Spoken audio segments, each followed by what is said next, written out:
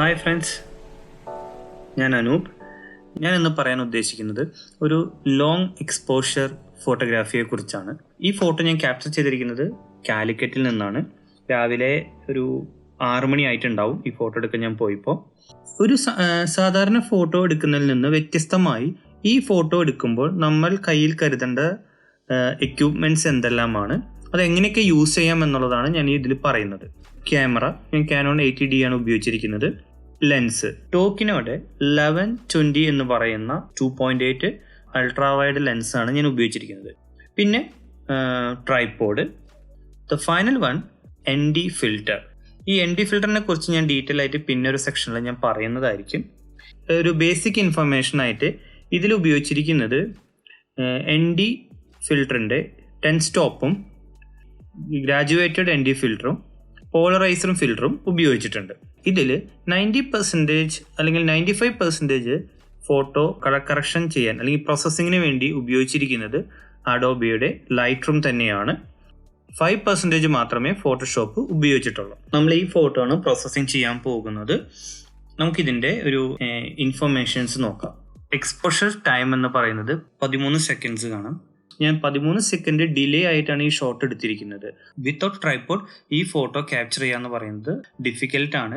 Second thing, shake വരാനുള്ള chance വളരെയധികം കൂടുതലാണ്. സോ ലോങ് എക്സ്പോഷർ ട്രൈ ചെയ്യുമ്പോൾ എപ്പോഴും ട്രൈപോഡ് മസ്റ്റായിട്ട് യൂസ് ചെയ്യുക.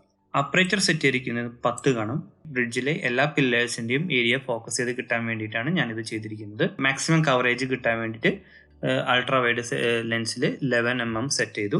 പിന്നെ ISO 125.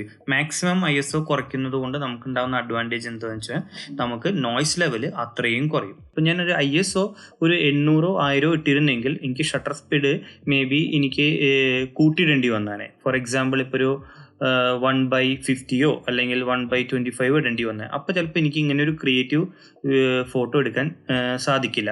അതുകൊണ്ട് ഞാൻ ISO വാല്യൂ കുറച്ചിട്ട് ഷട്ടർ സ്പീഡ് അതുപോലെ തന്നെ കുറച്ച് മെയിൻറ്റെയിൻ ചെയ്തു. ഈ ഫോട്ടോയുടെ ഫ്രെയിമിംഗ് സ്റ്റാർട്ട് ചെയ്തപ്പോൾ നടന്നിരിക്കുന്ന പ്രോസസ്സ് എന്താണെന്ന് വെച്ചിട്ടുണ്ടെങ്കിൽ ക്യാമറ 13 സെക്കൻഡ് വരെ ക്യാമറ ഷട്ടർ ഓപ്പൺ ചെയ്യുകയും ഇതിലുള്ള മൂവ്മെൻറ്റ്സിനെല്ലാം ക്യാമറ ക്യാപ്ചർ ചെയ്യാൻ ട്രൈ ചെയ്യും. പക്ഷേ ഇതിൽ മൂവ്മെൻറ്റ് ഇല്ലാത്ത ഒബ്ജക്റ്റുകളെ അവിടെ അങ്ങനെ തന്നെ ഐഡിയലായിട്ട് നിർത്തും. ഈ സമയത്തെല്ലാം ക്യാമറയുടെ സെൻസറിൽ പതിയുന്നത് ഈ കടലിലെ വെള്ളത്തിൻ്റെ വേവിൻ്റെ മൂവ്മെൻറ്റ്സും പിന്നെ ഈ പില്ലേഴ്സും ആണ് പതിയുന്നത്. പക്ഷെ പില്ലേഴ്സിന് ഒരു യാതൊരു വക മൂവ്മെൻറ്റ്സും ഇല്ല. വെള്ളത്തിന് മാത്രമേ ഇവിടെ മൂവ്മെൻറ്റ്സ് ഉള്ളൂ. ഈ വെള്ളത്തിൻ്റെ മൂവ്മെൻറ്റ്സ് ആണ് ഫൈനലി ക്യാമറ ക്യാപ്ചർ ചെയ്ത് കഴിയുമ്പോൾ ഇങ്ങനൊരു എഫക്റ്റ് ആയിട്ട് നമുക്ക് കാണാൻ പറ്റുന്നത്. ഇപ്പം ഇതാണ് ലോങ് എക്സ്പോഷറിൽ ബേസിക്കലി നടക്കുന്ന ഒരു പ്രോസസ്സ്. ഇതുപോലെ തന്നെ നമുക്ക് സ്കൈയിൽ മാറ്റങ്ങൾ കാണാം. നമ്മൾ എത്ര ടൈമാണോ വെക്കുന്നത് അത്ര ടൈമിനുള്ളിൽ ക്ലൗഡിന് മൂവ്മെൻറ്റ് ഉണ്ടെങ്കിൽ ഒരു ചെറിയ ഒരു ബ്ലർനെസ് അല്ലെങ്കിൽ ഒരു ഇതുപോലത്തെ ഒരു ക്രിയേറ്റീവ് എഫക്ട്സ് അവിടെയും കാണാം. എനിക്ക് തോന്നുന്നു ലോങ് എക്സ്പോഷർ നിങ്ങൾക്കൊരു ചെറിയൊരു ഐഡിയ കിട്ടിയിട്ടുണ്ട്. ഇനി നമുക്ക് ഇതിൻ്റെ പ്രോസസ്സിംഗ് സ്റ്റെപ്പിലേക്ക് കടക്കാം. ഈ ഫോട്ടോ ആദ്യം തന്നെ ലൈറ്റ് റൂമിൽ ഓപ്പൺ ചെയ്യാണ്. ഇപ്പോൾ ഇവിടെ നമുക്ക് ഈ ഫോട്ടോയുടെ റോൾ എടുത്തത് കൊണ്ട് നമുക്ക് എല്ലാ ഓപ്ഷൻസും ഇവിടെ അവൈലബിൾ ആണ്. ഈ ഫോട്ടോയിൽ ഒരു എഡിറ്റിങ്ങും ഇതുവരെ നടത്തിയിട്ടില്ല. സോ ഫസ്റ്റ് നമ്മളൊന്ന് റീസെറ്റ് ചെയ്യും ഫോട്ടോ. ഓക്കെ, റീസെറ്റ് ചെയ്യുമ്പോൾ നമ്മൾ എടുത്ത ഫോട്ടോയുടെ അതേ സൈസിൽ തന്നെ നമുക്ക് ഈ ഫോട്ടോ കിട്ടും. ഇപ്പം ഈ ഫോട്ടോ നോക്കി കഴിഞ്ഞാൽ നിങ്ങൾക്ക് മനസ്സിലായി ഈ ഫോട്ടോ സ്ട്രെയിറ്റ് അല്ല. ആ ഒരു പർട്ടിക്കുലർ ഞാൻ ട്രൈപോഡ് വെച്ച സർഫസ് സ്ട്രെയിറ്റ് ആവാത്തതുകൊണ്ടുണ്ടായ ഒരു ബുദ്ധിമുട്ടാണ്. സോ അതിനുവേണ്ടി ഞാൻ ക്രോപ്പ് ഓവർലേയിൽ വരികയും ഈ ഒരു ടൂള് ഞാൻ സെലക്ട് ചെയ്യും. ഇതിനാണ് സ്ട്രെയിറ്റൻ ടൂൾ എന്ന് പറയുന്നത്. ഈ ടൂള് സെലക്ട് ചെയ്തതിന് ശേഷം ഞാൻ ഈ സിയുടെ ഹൊറൈസണിൽ ഒരു ലൈൻ ഞാൻ കറക്റ്റായിട്ട് വരയ്ക്കും. ഇപ്പം നോക്കിക്കഴിഞ്ഞാൽ നിങ്ങൾക്ക് മനസ്സിലാവും ഈ ഫോട്ടോ സ്ട്രെയിറ്റനായി. ഇതിൽ കാണാം അൺസ്ട്രെയിറ്റ് അല്ലാത്ത ഏരിയയിലുള്ള ഭാഗങ്ങൾ ഈ ഫോട്ടോയുടെ ഫ്രെയിമിൻ്റെ പുറത്തേക്ക് പോവുകയും ഫോട്ടോ ഈ ഫ്രെയിമിനുള്ളിൽ സ്ട്രെയിറ്റനായി നിൽക്കുന്നതും കാണാം. ഇപ്പോൾ നമ്മുടെ ഫോട്ടോ സ്ട്രെയിറ്റൻ ചെയ്ത് കിട്ടി. ഇനി നമ്മൾ ഡെവലപ്പിംഗ് സ്റ്റേജിലേക്ക് കടക്കാണ്. ഇനി ഞാൻ ചെയ്യാൻ പോകുന്നത് ലെൻസ് കറക്ഷൻസ് ആണ്. അതിനുവേണ്ടി ഞാൻ ലെൻസ് കറക്ഷൻസിലേക്ക് വന്നിട്ട് remove chromatic aberration enable profiling. Enable പ്രൊഫൈലിന് വന്നതിന് ശേഷം ഞാൻ എൻ്റെ ക്യാമറ ഏതാണോ അത് ഞാൻ സെലക്ട് ചെയ്തു.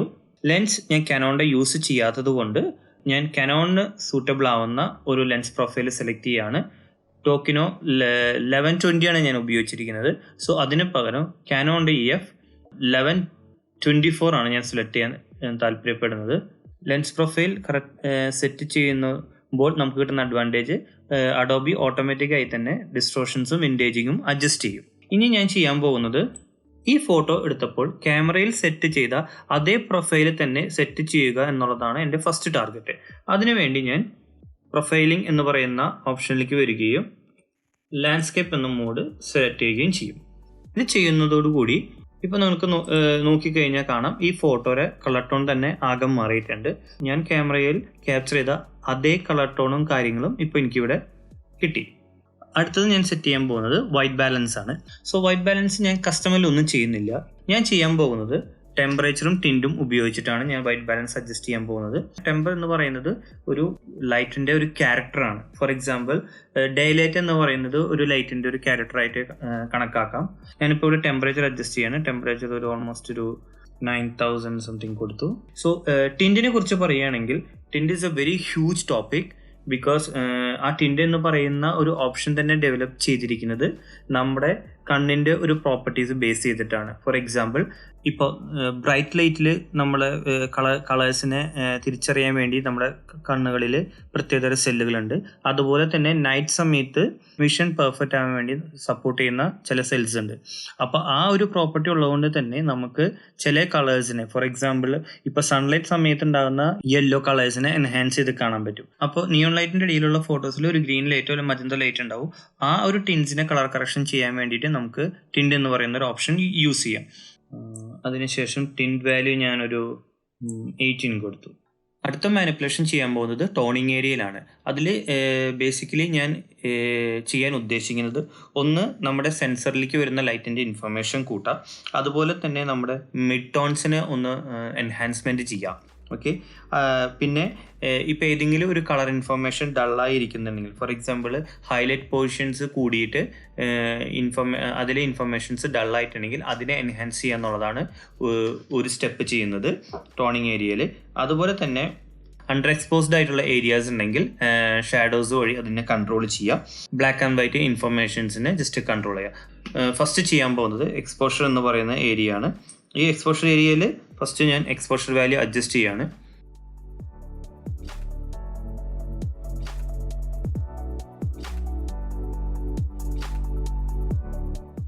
എല്ലാ ട്യൂണിങ്ങും ഞാൻ ചെയ്തു കഴിഞ്ഞു. നെക്സ്റ്റ് നമ്മൾ ചെയ്യാൻ പോകുന്നത് ടെക്സ്ചർ വാല്യൂ കൂട്ടുന്നതാണ്. സോ അതിന് ഏകദേശം ഞാനൊരു 10 കൊടുത്തു. ഇത് ആക്ച്വലി എൻഹാൻസ് ചെയ്യുന്നത് മീഡിയം സൈസ് ടെക്സ്ചേഴ്സിനാണ് ഇത് കുറച്ചും കൂടി എൻഹാൻസ് ചെയ്യാം. ഓക്കെ. അതിനുശേഷം ക്ലാരിറ്റി നമുക്ക് വേണ്ടത് എത്രയാണോ അതൊന്ന് കുറച്ച് എൻഹാൻസ് ചെയ്യും. ക്ലാരിറ്റി ഒരു ലാർജർ ഏരിയയിൽ അപ്ലൈ ആവുന്ന ഒരു ഓപ്ഷൻസ് ആണ്. അപ്പോൾ ക്ലാരിറ്റി ഞാൻ കുറച്ച് കൂട്ടി. അറ്റ്മോസ്ഫിയറിൻ്റെ ആ ഒരു മൂഡൽ അത് കുറയ്ക്കുവാൻ വേണ്ടി അത് ഞാൻ ആക്ച്വലി ജസ്റ്റ് കൂട്ടി. ഇനി അതുപോലെ തന്നെ എനിക്ക് ചെയ്യേണ്ടത് ഡള്ളായ കളേഴ്സിനെ കുറച്ച് എൻഹാൻസ് ചെയ്യുക എന്നുള്ളതാണ്. അതിനുവേണ്ടി വൈബ്രൻസ് ആണ് ഞാൻ എടുക്കുന്നത്. വൈബ്രൻസിനെ ഞാൻ ജസ്റ്റ് എൻഹാൻസ് ചെയ്തു. ഇതിലെ സാച്ചുറേഷൻസ് കുറച്ച് ഇൻക്രീസ് ചെയ്യാണ്. സോ ഇതിലെ സാച്ചുറേഷൻസ് ഇൻക്രീസ് ചെയ്യുമ്പോൾ ഈ ഇമേജിലെ എല്ലാ ഏരിയയിലും ഒരേപോലെ കളർ എൻഹാൻസ്മെൻറ്റ് നടത്തും. ഈ ഫോട്ടോയിൽ ഡള്ളായ കളേഴ്സിനെ എൻഹാൻസ് ചെയ്യാൻ പറ്റും വൈബ്രൻസ് വഴി. സാച്ചുറേഷൻസ് വഴി എല്ലാ ഏരിയയിലും ഒരേപോലെ കളേഴ്സിൻ്റെ ഇൻഫർമേഷൻ ഇൻക്രീസ് ചെയ്യും. പിന്നെ ഡീറ്റെയിൽസ് നോർമലി ഞാൻ പറഞ്ഞ പോലെ ഡീറ്റെയിൽസ് നമ്മൾ ആഡ് ചെയ്തു. ഓക്കെ. അതിനുശേഷം നമ്മൾ പോകുന്നത് ടോൺ കർവിലേക്കാണ്. ഇവിടെ ഞാൻ അഡ്ജസ്റ്റ് ചെയ്യാൻ പോകുന്നത് കുറച്ച് ലൈറ്റ് ഇൻഫർമേഷൻസും അതുപോലെ തന്നെ ഹൈലൈറ്റും ഷാഡോ തന്നെയാണ്. ഹൈലൈറ്റ് സെറ്റ് ചെയ്യാണ്.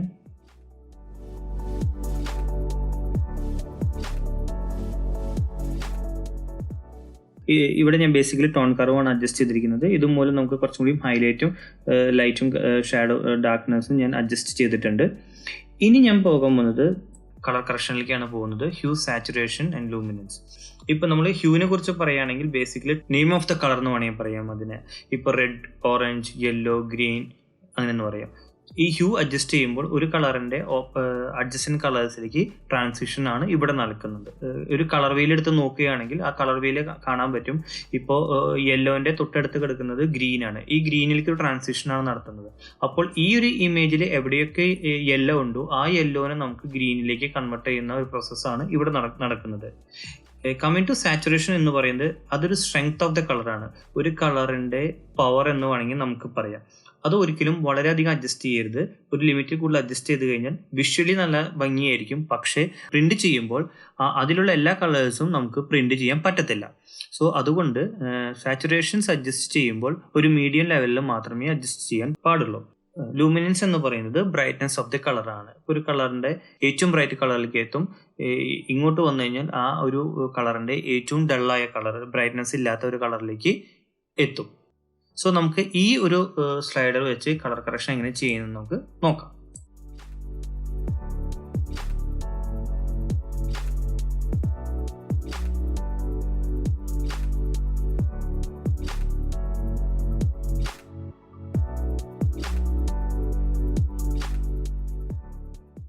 ഇപ്പോൾ നമ്മുടെ ബേസിക് കളർ കറക്ഷൻസ് കഴിഞ്ഞു. ഈ ഒരു ഇമേജിൽ അത്യാവശ്യം കളർ ഇൻഫർമേഷൻസ് നമ്മൾ നടത്തിയിട്ടുണ്ട്. അടുത്തതായി നമ്മൾ ചെയ്യാൻ പോകുന്നത് സ്പ്ലിറ്റ് ടോണിംഗ് ആണ്. ഈ ഒരു ഇമേജിലെ മേജറായ 2 എലമെന്റ്, ഒന്ന് ഷാഡോ അതുപോലെ തന്നെ ഹൈലൈറ്റ് എന്ന് പറയുന്ന 2 എലമെന്റ്സിനെ പിക്ക് ചെയ്തിട്ട് അതിൻ്റെ സാച്ചുറേഷൻസ് എൻഹാൻസ് ചെയ്യുക എന്നുള്ളതാണ് നമ്മുടെ നെക്സ്റ്റ് സ്റ്റെപ്പ്. ഇതിൽ നമുക്ക് പറയാം ഏത് കളറിലാണ് സാച്ചുറേഷൻസ് എൻഹാൻസ് ചെയ്യേണ്ടതെന്ന്. അതിന് നമുക്ക് ഹ്യൂല് സ്ലൈഡേഴ്സ് ഉപയോഗിച്ചിട്ട് നമുക്ക് ഏത് കളറാണ് മാറ്റേണ്ടതെന്ന് വെച്ചാൽ അതനുസരിച്ച് നമുക്ക് മാറ്റാൻ ഇതിൽ പറ്റും. ഓക്കെ, ഇപ്പൊ നിങ്ങൾ നോക്കിക്കഴിഞ്ഞാൽ മനസ്സിലാവും ഹ്യൂ എന്ന് പറയുന്ന വാല്യൂ ഞാൻ അഡ്ജസ്റ്റ് ചെയ്യാണ്, പക്ഷെ ഇവിടെ കളർ ടോൺസ് ഒന്നും ഇമേജിൽ ഒരു മാറ്റം വരുന്നില്ല. ഇപ്പം ഞാൻ ഏകദേശം ഒരു കളർ ഞാൻ സെറ്റ് ചെയ്തു. ഇനി നിങ്ങൾക്ക് നോക്കിയാൽ മനസ്സിലാവും ഞാൻ സാച്ചുറേഷൻ അഡ്ജസ്റ്റ് ചെയ്യാണ്. സോ സാച്ചുറേഷൻ അഡ്ജസ്റ്റ് ചെയ്യുന്നതോടുകൂടി ഈ ഇമേജിൽ മാറ്റം വരുന്നത് കാണാം നിങ്ങൾക്ക്. ഓക്കെ, ചെറിയൊരു മാറ്റം വന്നിട്ടുണ്ട് സാച്ചുറേഷൻ ചെയ്യുന്നതോടുകൂടി. ഇനി ഞാൻ ചെയ്യാൻ പോകുന്നത് ഷാഡോസിനെ കൺട്രോൾ ചെയ്യുക എന്നുള്ളതാണ് നെക്സ്റ്റ് ഓപ്ഷൻ. സോ ഷാഡോസിനെ ഞാൻ കൺട്രോൾ ചെയ്യാൻ പോകുന്നത് ഒരു ഏകദേശം ഈ ഏറ്റവും അറ്റത്തെ കളേഴ്സിന് ഈ ഒരു കളേഴ്സിനെ സെലക്ട് ചെയ്തു. അതിനുശേഷം ഞാൻ സാച്ചുറേഷന് ഞാനൊരു 4 ആക്കി. ഞാൻ ഇത് കുറയ്ക്കുമ്പോൾ ഉണ്ടാകുന്ന ഒരു ചെറിയൊരു ചേഞ്ചസ് നിങ്ങൾക്ക് മനസ്സിലാവും. ഓക്കെ, അതുപോലെ തന്നെ ഈ കളറിനെ മാറ്റുമ്പോൾ ഉണ്ടാകുന്ന ചേഞ്ചസും മനസ്സിലാവും. ഈ 2 ചേഞ്ചസ് ആണ് ഇപ്പോൾ സ്പ്ലിറ്റ് ടോണിംഗ് വഴി നമ്മുടെ ഫോട്ടോയിൽ വന്നിട്ടുള്ളത്. ഓക്കെ, സ്പ്ലിറ്റ് ടോണിങ്ങിന് ശേഷം നമ്മൾ ചെയ്യാൻ പോകുന്നത് ഡീറ്റെയിലിംഗ് ആണ്. ഈ ഡീറ്റെയിലിംഗ് നമ്മൾ ചെയ്യുന്നത് ഓൾറെഡി എക്സിസ്റ്റിംഗ് ഷാർപ്നെസിന്റെ വാല്യൂ ഞാനിവിടെ കുറയ്ക്കുകയാണ്. കാരണം ഓൾറെഡി ഈ ഇമേജിൽ ഇനഫ് ഷാർപ്പണിങ് ഉണ്ട്. അപ്പോൾ ഇനി എക്സ്ട്രാ ഒരു ഷാർപ്പൺ ചെയ്ത് കഴിഞ്ഞാൽ ഒരു പക്ഷേ നോയ്സ് ലെവൽ കൂടാൻ ചാൻസ് ഉണ്ട്. സോ ഞാൻ ഏറ്റവും ആദ്യം ചെയ്യാൻ പോകുന്നത് ഇതിൻ്റെ ഷാർപ്പൺ വാല്യൂ ഞാൻ ജസ്റ്റ് ഒന്ന് കുറയ്ക്കും.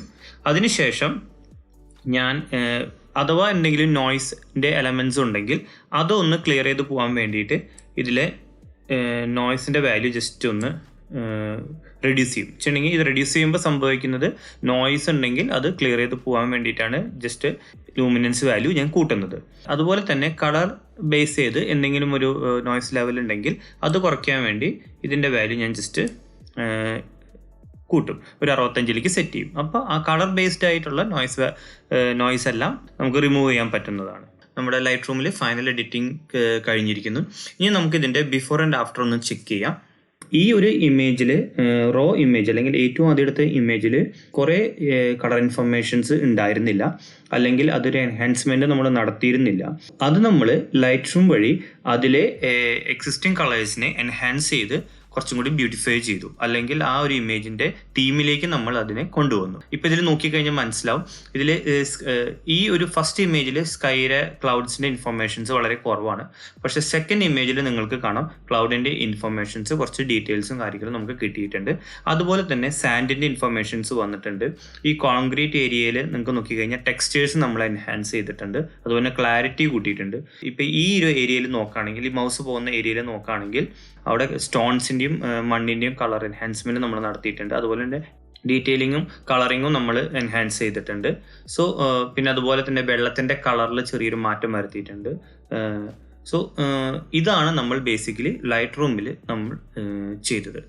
ഇനി നമുക്ക് ഈ ഫോട്ടോയെ നമുക്ക് ലൈറ്റ് റൂമിൽ നിന്ന് ഫോട്ടോഷോപ്പിലേക്ക് കൊണ്ടുപോകാം. അതിന് ഫസ്റ്റ് നമ്മൾ ചെയ്യേണ്ട കാര്യം നമുക്കിതിനെ എക്സ്പോർട്ട് ചെയ്യുക എന്നുള്ളതാണ്. അതിനുവേണ്ടി നമുക്ക് ഫയൽ, എക്സ്പോർട്ട്, ഏത് ലൊക്കേഷനാണോ നിങ്ങൾക്ക് ആ ലൊക്കേഷനിലേക്ക് പോകാം. ഇവിടെ ഞാൻ creating one folder, output, okay select ചെയ്തു. ഞാനിതിനെ ഇമേജ് ഫോർമാറ്റ് PSD ആക്കി കളർ സ്പേസ് sRGB സെലക്ട് ചെയ്തു. അതിനുശേഷം നമ്മൾ എക്സ്പോർട്ട് കൊടുക്കുന്നു. ഓക്കെ, ഇപ്പോൾ നമ്മുടെ എക്സ്പോർട്ടിങ് കഴിഞ്ഞു. ലൈറ്റ് റൂമിൽ നിന്ന് എക്സ്പോർട്ട് ചെയ്ത ഫോട്ടോ നമ്മളിപ്പോൾ ഫോട്ടോഷോപ്പിൽ ഓപ്പൺ ചെയ്തു. ഇനി ഈ ഫോട്ടോയിൽ ഞാൻ ചെയ്യാൻ ഉദ്ദേശിക്കുന്നത് കുറച്ചും കൂടി ലൈറ്റിനെ കൺട്രോൾ ചെയ്യുക ഈ ഇമേജിൽ. അതുപോലെ തന്നെ ഈ ഇമേജിൻ്റെ ഒരു തീമോ അല്ലെങ്കിൽ ഈ ഇമേജിൻ്റെ ഒരു ക്വാളിറ്റി എൻഹാൻസ് ചെയ്യുക എന്നുള്ളതാണ്. സോ അതിനുവേണ്ടി ഞാൻ ഫസ്റ്റ് ചെയ്യാൻ പോകുന്നത് അഡ്ജസ്റ്റ്മെൻറ്റ് ലെയറിൽ പോയിട്ട് ഇതിൻ്റെ ബ്രൈറ്റ്നസ് ആൻഡ് കോൺട്രാസ്റ്റ് സെറ്റ് ചെയ്യുക എന്നുള്ളതാണ്. So adjustment, brightness and contrast, ഇതിൽ എനിക്കൊരു ഞാൻ കോൺട്രാസ്റ്റ് വാല്യൂ ജസ്റ്റ് ഒന്ന് കൂട്ടി. ഓക്കെ, ഇപ്പോൾ നോക്കിക്കഴിഞ്ഞാൽ നമുക്ക് മനസ്സിലാവും എൻ്റെ ഒരു ഇമേജിൽ ഈ ബ്രൈറ്റ്നസ് ആൻഡ് കോൺട്രാസ്റ്റിൻ്റെ ഇൻഫർമേഷൻ പോയിട്ടുണ്ട്. സ്പെഷ്യലി ഈ സ്കൈ ഏരിയയിൽ എനിക്കൊന്ന് കൺട്രോൾ ചെയ്യണം, അല്ലെങ്കിൽ ഈ ഒരു ലെയറിൽ മാസ്ക് ലെയറിൽ കൺട്രോൾ ചെയ്യണം. സോ അതിനുവേണ്ടി ഞാൻ ഉപയോഗിക്കുന്ന ടൂള് ഗ്രേഡിയൻ ടൂളാണ്. ഗ്രേഡിയൻ ടൂൾ എടുത്തിട്ട് ബേസിക് എന്ന് പറയുന്ന പ്രീസെറ്റ്സിൽ വന്നിട്ട് കളർ സെലക്ട് ചെയ്യും. എനിക്ക് ഹെവി മാസ്കിങ് ആവശ്യമില്ലാത്തതുകൊണ്ട് ഞാൻ ബ്ലാക്ക് കളറിനെ മാറ്റി ഒരു ആഷ് കളറാക്കും. ഓക്കെ പ്രസ് ചെയ്യും. എന്നിട്ട് മാസ്ക് ലെയർ സെലക്ട് ചെയ്തിട്ട് ഞാൻ ജസ്റ്റ് ഒന്ന് ഗ്രേഡിയൻറ്റ് അപ്ലൈ ചെയ്യും. ഓക്കെ, ഇപ്പോൾ നിങ്ങൾക്ക് നോക്കിയാൽ കാണാം ഒരു ചെറിയൊരു വ്യത്യാസം കാണാം. ഈ ഒരു ഏരിയ ഡാർക്കായി, ഈ ഒരു ഏരിയ ബ്രൈറ്റായി. ഓക്കെ, ഇപ്പോൾ നമ്മുടെ ഫോട്ടോഷോപ്പിലെ കളർ കറക്ഷൻസ് കഴിഞ്ഞിരിക്കുന്നു. ഇനി ഞാൻ ചെയ്യാൻ ഉദ്ദേശിക്കുന്നത് ഇതിൽ വാട്ടർമാർക്ക് അപ്ലൈ ചെയ്യുക എന്നുള്ളതാണ്. അതിനുവേണ്ടി ഞാൻ വാട്ടർമാർക്ക് ഇതിലേക്ക് ഇമ്പോർട്ട് ചെയ്യാണ്. ഞാൻ വാട്ടർമാർക്ക് ഇമ്പോർട്ട് ചെയ്ത് ഞാൻ കറക്റ്റ് സ്ഥലത്ത് ഞാൻ പ്ലേസ് ചെയ്തു. ഓക്കെ, ഇപ്പോൾ നമ്മുടെ ഫൈനൽ ഇമേജ് കളർ കറക്ഷൻ കഴിഞ്ഞിരിക്കുന്നു. ഇനി നിങ്ങളോട് എനിക്ക് പറയാനുള്ളത്, ഈ ഒരു വീഡിയോയിൽ ഞാൻ ഫോളോ ചെയ്തിരിക്കുന്ന സ്റ്റെപ്പുകൾ പലതും ഞാൻ ടെക്നിക്കലി എക്സ്പ്ലെയിൻ ചെയ്തിട്ടുണ്ട്. സോ അതെല്ലാം വളരെ വ്യക്തമായിട്ട് മനസ്സിലാക്കുക. ആ സ്റ്റെപ്പ് എന്തുകൊണ്ട് ചെയ്തു എന്നുള്ളതാണ് നിങ്ങൾ മനസ്സിലാക്കേണ്ടത്. നിങ്ങൾക്ക് ഇതിൽ എന്തെങ്കിലും സ്റ്റെപ്പുകളിൽ ഡൗട്ടോ അല്ലെങ്കിൽ ഏതെങ്കിലും ഒരു പർട്ടിക്കുലർ പോർഷനെ കുറിച്ച് കൂടുതൽ ഡീറ്റെയിൽ ആയിട്ട് അറിയണമെന്നുണ്ടെങ്കിൽ നിങ്ങൾ ഈ വീഡിയോൻ്റെ താഴെ കമൻറ്റ് ചെയ്യുക. നിങ്ങൾക്ക് ഈ വീഡിയോ ഇഷ്ടപ്പെടുന്നു കരുതുന്നു. ഓക്കെ, നിങ്ങൾക്ക് കൂടുതൽ പഠിക്കുവാനും ഫോട്ടോഗ്രാഫി ബേസ് ചെയ്തുള്ള ഇൻഫർമേഷൻ അറിയുവാൻ വേണ്ടി ഈ ചാനൽ ഫോളോ ചെയ്യുക. നല്ലൊരു വീഡിയോയുമായി വീണ്ടും വരാം. Thank you.